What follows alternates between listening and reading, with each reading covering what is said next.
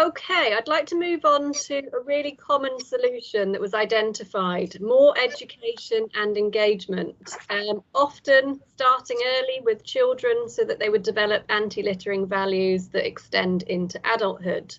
One individual commented, typically, "It's important to capture children's understanding of the litter problem. I grew up with the Take Your Litter Home message, which still resonates strongly with me today." Indeed, as a child, I remember doing litter picks myself, getting sweets for the amount of litter I picked. So Richard, is more education and engagement the solution, and is starting young the answer? It's not the solution. There is no the solution, but it's a vital part of the overall solution. If we think of the solution being like a jigsaw puzzle with lots of different components needed. We run a program called Eco Schools in England. We've got about 20,000 schools engaged. It's a broad environmental program, but one of the key elements in that, as you'd expect, is litter. And I think the most important part when you come to education is to make it action-based learning. So the piece that was the person you referred to there about going out and doing a litter pick and getting a reward, you need, our experience is you need to combine classroom lessons about the broader impacts of litter. So harm to wildlife, harm to pets, harm to marine animals, the things that the RSPCA have to deal with, but then take children outside on a litter pick and have them experience what they're seeing, collect it, count it, sort it, which are the most commonly really engage them in the issue, will, I think, can make a difference. My eldest daughter hates me for this, but I always use the story about how when she was in secondary school, she came home raving about they'd done a piece in class about sustainable clothing, about conditions for workers in Southeast Asia, about something really engaging. What a big issue. And then went up to Primark on Saturday and bought a load of clothes. Now, you know, Primark aren't the worst out there, I'm sure. But so I said to her, what aspect of all that wonderful education you had translated into changed behaviour? It didn't. So we've got to be really, really careful when we talk about education, that it's education for the purposes of changing behaviour. And there is a big gap. We all talk about Blue Planet effect, but and then we talk about what we witnessed post-lockdown this year. So there's a huge gap between greater awareness and education and changed behaviour. And you've got to be very clear when you talk about education that what you're trying to do is not just create more aware people, but to create people whose behaviour has changed as a result.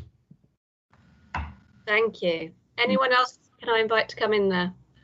Can I just say that we have worked with one or two schools, and I agree with Richard, actually getting children out literally into the field and doing it themselves, that cannot be beaten. And if the schools are engaging, and I think we are pushing at a little bit of an open door now, more than perhaps a few years ago, probably because of the Blue Planet effect to some extent, and some of the things that are happening in the world as we speak now. And some of our political leaders are causing an increase in debate because of their approach.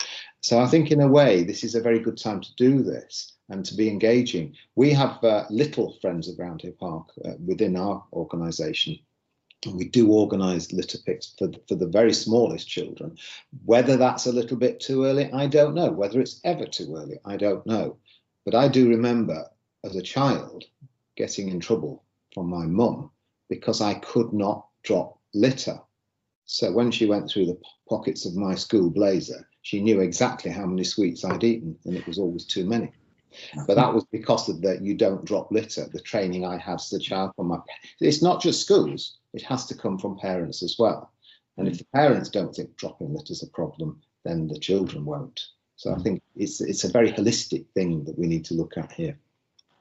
Absolutely. My own child, I have a 6-year-old, and has just had an environment project at school.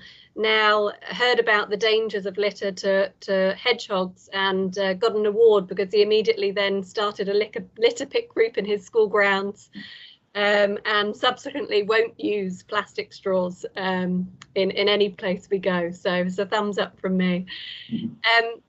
Anything else on education and engagement that you've potentially learned, Isobel, from your work in Leeds parks? Yeah, I mean, agree with, you know, what people have been discussing and what they've been saying, and absolutely think that education is at the heart of the solution. I think, and Martin sort of touched on it there, it's sort of about that reinforcement from other positive places and where people take their influence from. And I think that's easier in certain areas of the city and certain parts of the country where, you know, there aren't those higher areas of, you know, deprivation, because those people that are living in the areas that have got higher incidences and you know, dealing with higher sort of like crime rates around sort of waste and other things, are also dealing with, you know, multiple other issues. And I suppose that, you know, thinking about recycling and thinking about, you know, cleaning the streets and keeping the areas safe and tidy, it sort of perhaps comes secondary to a lot of other pertinent issues that those people are perhaps dealing with. So, you know, I appreciate there's a lot of research and insight that goes into this, and it's I suppose it's tapping into what that motivation is for those people.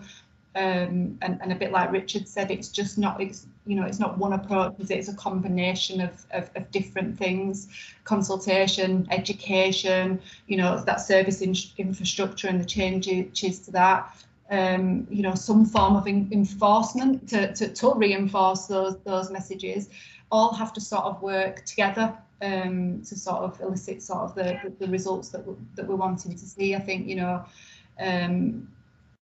people understanding that it's their responsibility. There's a lot of work and effort has to go into that, and whilst it's important that we do that in school and we do that through that educational route and we go in at the sort of the grassroots, it's beyond that. It's got to be reinforced in other settings that those young people are entering. Thank you, Isobel. Really important point. Where do we take our influence from, and how do we build in education?